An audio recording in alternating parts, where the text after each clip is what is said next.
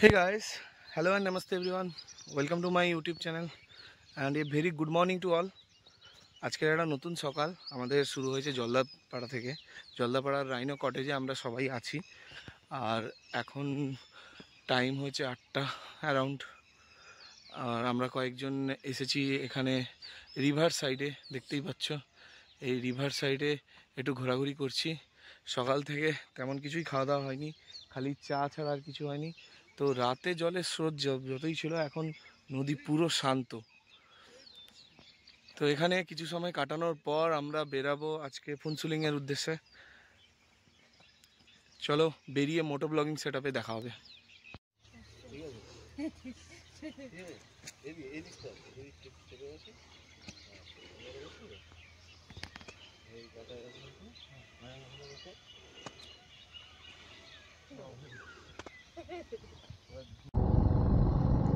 তো বেলা বাজে 12টার কাছাকাছি। আমরা রাইনো কটেজ জলদাপাড়া থেকে বেরিয়ে পড়েছি। বেরিয়ে আবার সেই রাস্তায় আমরা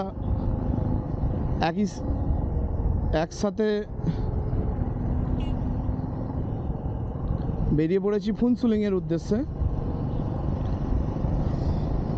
তো ফুনসুলিংয়ে আমাদের বর্ডারে গিয়ে আগে ভুটানে এন্ট্রির জন্য ভোটার কার্ড লাগে। ভোটার কার্ড থেকে কেওয়াইসির মতো কিছু একটা ওদের আছে, সিস্টেম করাতে হয়। ওটা গেলেই জানতে পারবো। তারপরে আমরা ভুটানে এন্ট্রি পাবো। আর বিকেলে আমাদের প্ল্যান আছে জঙ্গল সাফারি করার। কেউ কেউ ওটা হাতিতে করবে আর কেউ কেউ ওটা গাড়িতে করবে। তো আজকে স্টে কোথায় আই হ্যাভ নো আইডিয়া। এত হেডেক নিয়ে লাভ নেই বস, যেখানে থাকার প্ল্যান করেছে ওইভাবেই এগিয়ে চলো। দাদা করেছে নিশ্চয়ই ভালোই হবে, দাদার উপর পুরো বিশ্বাস আছে। তো ডান পাশে চা বাগান, বাম পাশে সর্ষের ক্ষেত, আর তারই মাঝখান দিয়ে একটা ছোট্ট রাস্তা। ছোট্ট রাস্তায় আমরা এগিয়ে চলেছি। আর ভালো রাস্তা, রাস্তা খুবই সুন্দর। এত পাশে চা গাছ থাকলে গাড়ি চালাতেই একটা আলাদা আমেজ চলে আসে। নর্থ বেঙ্গলে এসে তো এটাই মজা পাই, তাই না?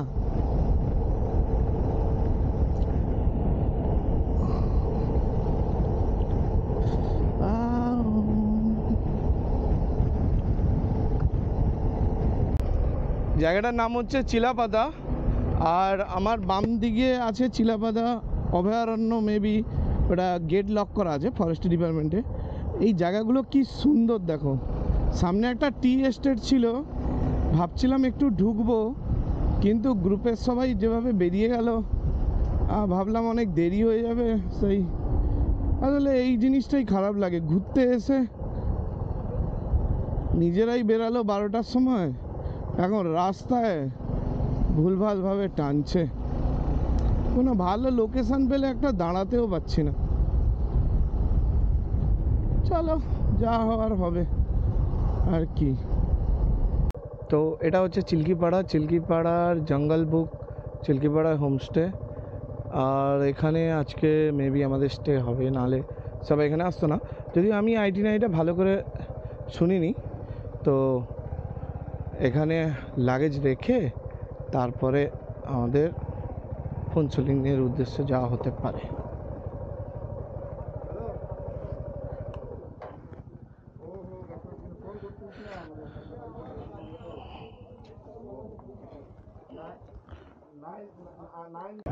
গুগল ম্যাপে দেখো এই বাম সাইডের ওই রাস্তাটা ধরে মোটামুটি হাইওয়ে দিয়ে আমি এই রাস্তা ধরলাম। 15 মিনিট লেট হবে, একই জায়গায় পৌঁছাবো, একই জায়গায় উঠবো। কিন্তু কথাটা হচ্ছে এই যে রাস্তাটা পুরো জঙ্গলের ভেতর দিয়ে, আর এখানে টি এস্টেট আছে, হ্যাঁ, চা বাগানের ভিতর থেকে, আর একদম নদীর পাশে। আমি দাদাকে বলেছিলাম এই রাস্তাটা ধরতে, কিন্তু ওরা ধরেনি। তো কোনো ব্যাপার না, যাচ্ছি তো একই জায়গায়, কোনো অসুবিধা নেই। তো চলো, যদি একটা ভালো লোকেশান পাই তাহলে দেখাবো, না হলে বেরিয়ে যাব।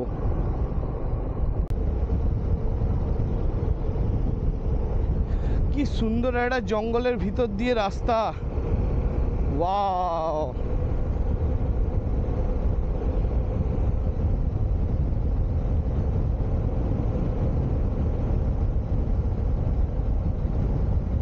দারুণ দারুণ ঠান্ডা। ওহো, ঠান্ডা লাগছে।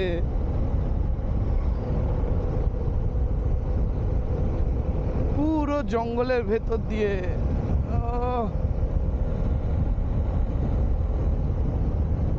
সেই মজা নিচ্ছি আমি, সেই মজা নিচ্ছি।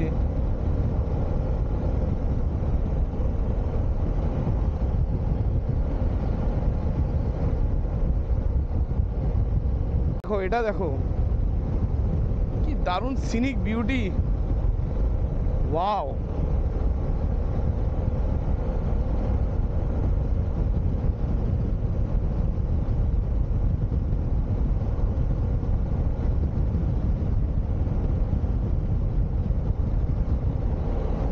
চা বাগানের কাছে চলে এসেছি, যেটার জন্য এই রাস্তায় আসা। আরে বাম্পার, হ্যাঁ ঠিক আছে।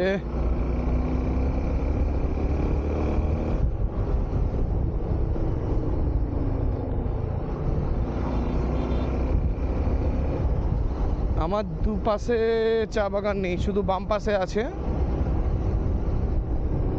চলো ট্রাফিক ক্লিয়ার করে, রেল লাইন, তার পাশে চা বাগান। ও তেরি, মানে ক্যামেরা কতটা করছে আমি জানি না, বাট খালি চোখে তো অসাধারণ লাগছে, অসাধারণ।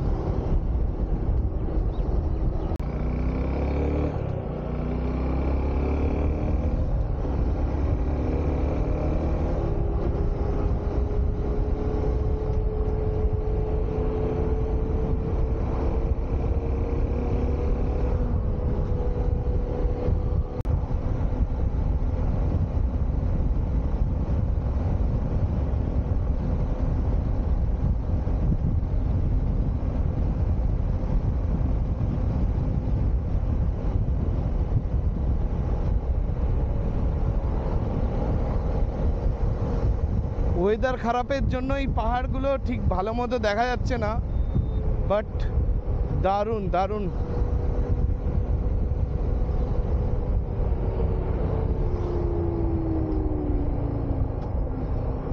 ফুনসুলিং স্ট্রেট।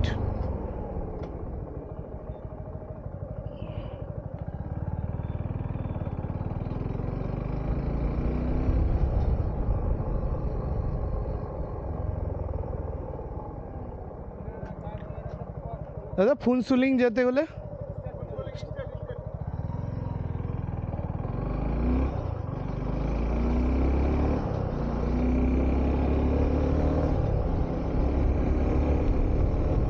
স্ট্রেট, তবু জিজ্ঞেস করে নিলাম, মজা লাগে। ওয়াও ওয়াও ওয়াও, সেরা সেরা। ওইগুলো মনে হয় ভুটানের বাড়ি।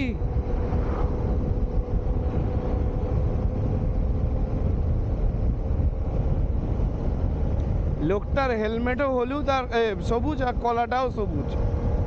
আমি ভাবলাম এত বড় কলা, তারপরে কাছে আসতে দেখলাম হেলমেট।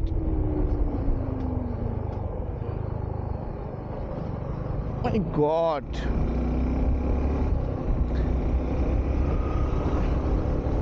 সব লোকেশনে যদি থাকা যায়।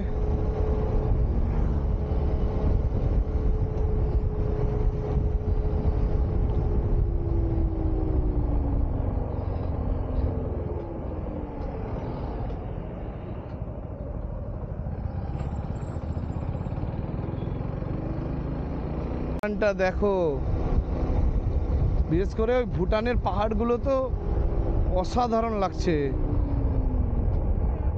ক্যামেরায় অত সুন্দর বোঝা যাচ্ছে না, আমি শিওর। খালি চোখে যা লাগছে না, সামনে একটা উঁচু দেওয়ালের মতো বিশাল উঁচু একটা পাহাড় দাঁড়িয়েছে, আর আমরা নিচে ভ্যালির মতো। কাজ কমপ্লিট।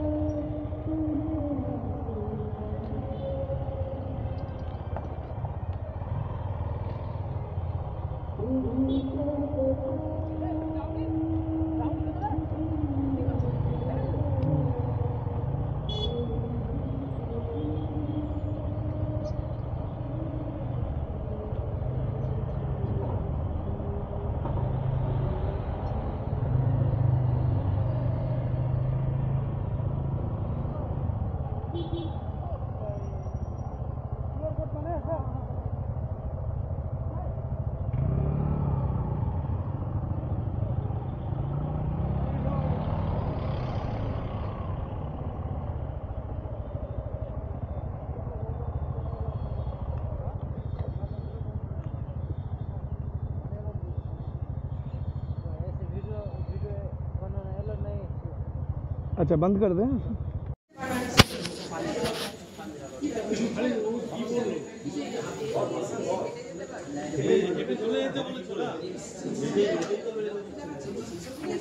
তো বন্ধুরা দেখতেই পাচ্ছ আমরা ভুটানের মধ্যে ঢুকে গেছি। ভুটান কি সুন্দর পরিষ্কার, দেখো একদম। খুব পরিষ্কার না দেখতে পাচ্ছি না, মোটামুটি পরিষ্কার, আমাদের বেঙ্গলের থেকে তো পরিষ্কার, বাট আমাদের সিকিমের মতোই। আর এখানে হর্ন মারা যাবে না, বাট আমি তো আজকে এত বছর বাইক চালাচ্ছি, আমাকে হর্ন কোনো দিন মারতেই হয়নি সেরকম, তো আমার এটা অভ্যাস আছে। আর বাদ বাকি নো ইস্যু। আমরা এখন একটা হ্যাঙ্গিং ব্রিজের দিকে যাচ্ছি, তো ইমিগ্রেশন করতে একটু দেরি হয়ে গেছিলো, তারপরে ওখানে কিছু খুব খিদে পেয়ে গেছিলো, তাই আমরা একটা রেস্টুরেন্টে গিয়ে খাবার খেলাম। তো ভেজ থালি নিল 280 রুপিস।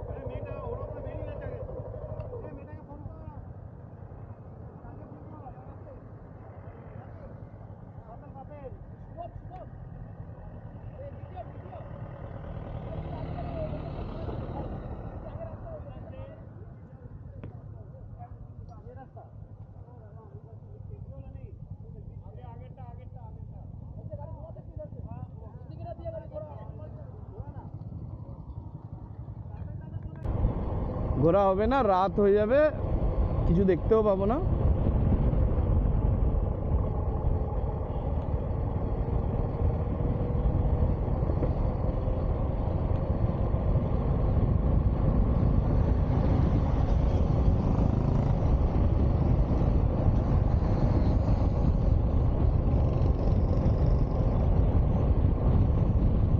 আন্ডার 30-40 রাখতে বলেছিল, আর এরা ছুটাচ্ছে 60-70-এ। কোনো জায়গার নিয়মটাকে একটা সম্মানও দিতে জানে না। সেবারে জঙ্গলে লেখা ছিল 40, এরা 80-100, মানে যা খুশি তাই। এদের সঙ্গে এলে পুলিশ আমাদের ধরলে আমাদের সবাইকে ফাইন করবে।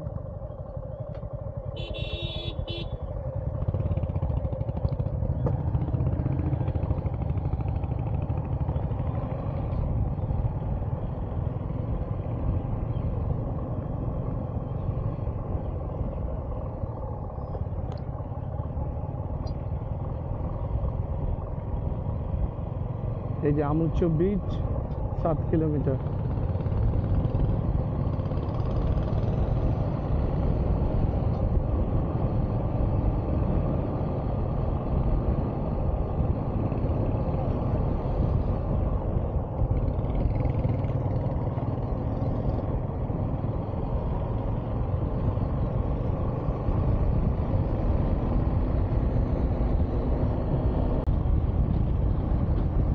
Welcome to Bhutan. फॉरेन में आपका स्वागत है।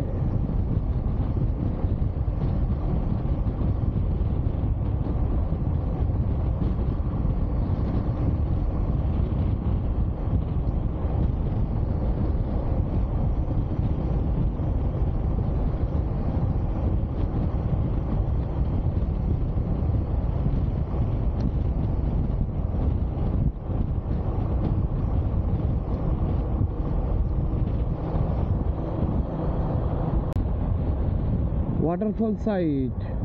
What is waterfall?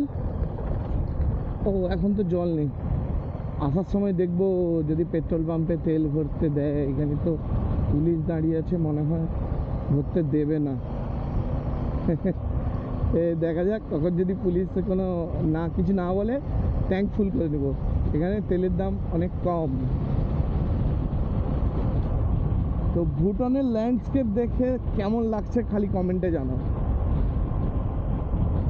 খুব দারুণ চওড়া রাস্তা।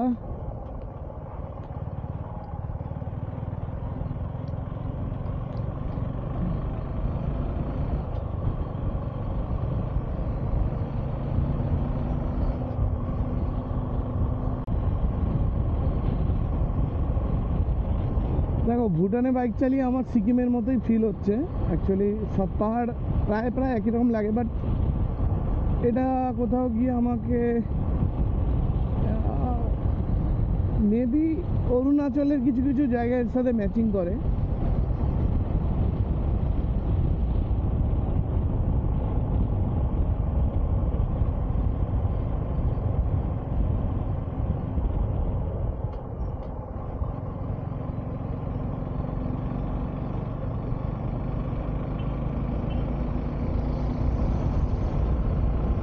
হর্ন দিতে না বলে এদেরকে, তবুও হর্ন দিবে। হ্যাঁ, ওভারটেক করবে। আলা সত্যি সব পাবলিক ভাই, সিরিয়াসলি।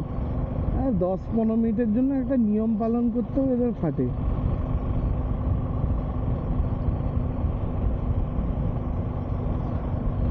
একটা দেশে তোকে ঢুকতে দিয়েছে, তার রেসপেক্টও করতে পারে না।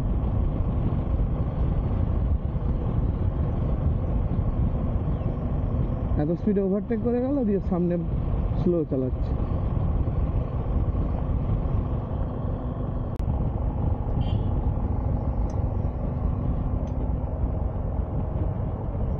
সবাই মিলে হর্ন মারছে।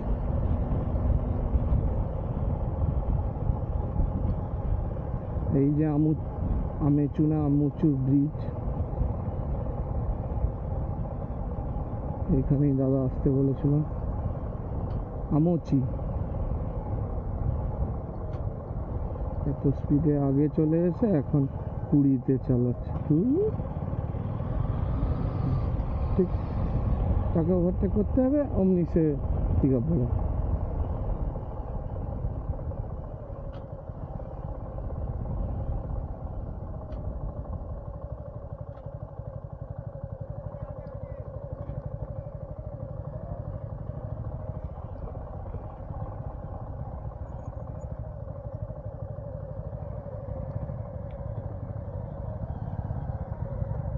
ঢুকবে না।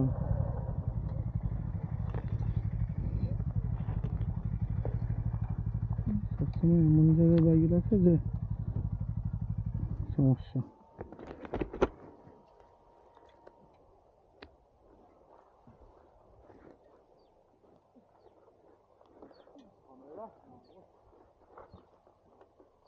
ঝামেলা মানে এত ঘুর পেছি।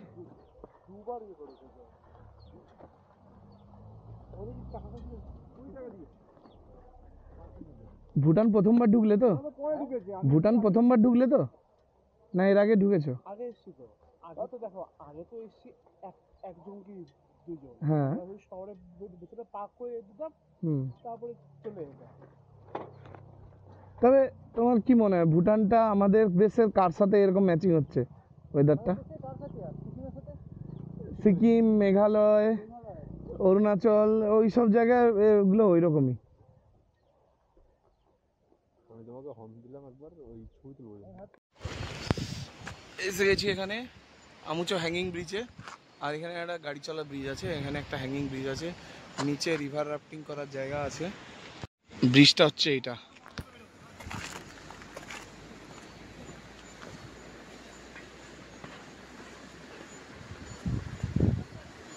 এখান থেকে ভিউ দেখো।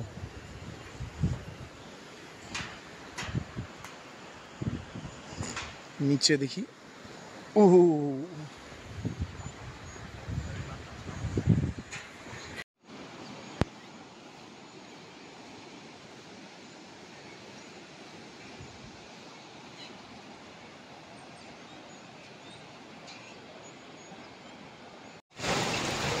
এইমাত্র আমাদের কটেজে ঢুকলাম, হোমস্টে বলো কটেজ বলো জঙ্গল বুক নাম। এবারে ঠিক টাইমে পৌঁছেছি, গোটা রাস্তা তো বৃষ্টিতে ভিজতে ভিজতে এসেছি, কিন্তু এখানে জাস্ট পৌঁছেছি আর এই কন্ডিশন। এই দেখো শিলা বৃষ্টি হচ্ছে, শিলা বৃষ্টি হচ্ছে ভাই। আরে একদম পারফেক্ট টাইমে ঢুকেছো।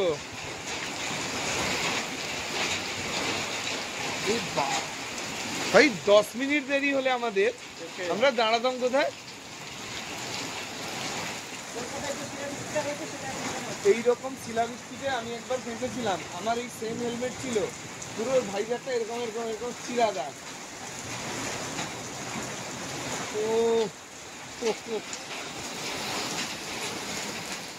এই তো বরফ পড়ছে। আরে আমরা সিকিমের বরফ পাইনি তো কি হয়েছে, আমরা এখানে হ্যাঁ